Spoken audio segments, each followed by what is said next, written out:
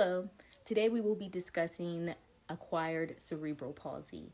I am Dee, and this is my son Marciano, who is 6 years old, and I wanted to create some awareness and talk about this just in case there are other parents out there that may think that their child has the same thing. The symptoms that my son was having was like the muscle stiffness, the spasticity, poor coordination, especially with swallowing. Everything happened when he was 2 months old, and because he was having like some swallowing and sucking coordination problems, and at that time I didn't know it was that. So from 2 months old to approximately 6 to 8 months old, he didn't have the proper brain development because he was wrapped up. He was intubated for a long time, for at least 3 to 4 months.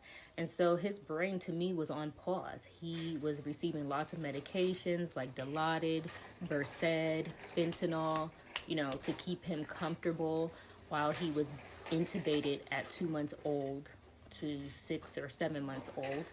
And so the brain was not developing typically like most children develop. And so to me, that is what caused his acquired cerebral palsy.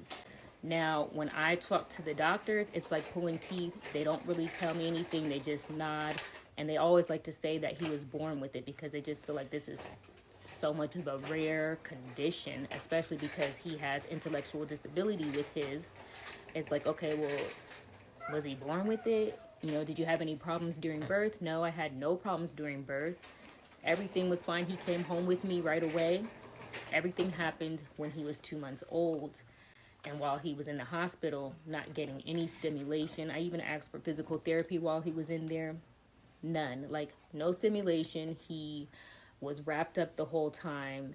And then he ended up having to go home with a trach and later getting a G-tube, which we wouldn't have been able to leave the hospital if we wouldn't have went along with the trach and or G-tube. So it's like we had to go along with the trach. I couldn't ever understand why he went in the hospital without a trach and then he wasn't coming home if we didn't get the trach. So we had to end up getting it. And so all of those things I feel like contributed to the fact that now he's basically severely disabled. I just want to create some awareness and also let other parents know that they're not alone if they are going through something like this. The treatments are that there are no cures, and the three main treatments are physical therapy, which is PT, OT, which is occupational therapy, and speech therapy. Unfortunately, in Southern California, I'm having trouble getting him those therapies from competent or seasoned therapists. Every time that I take him somewhere, it's like a newbie.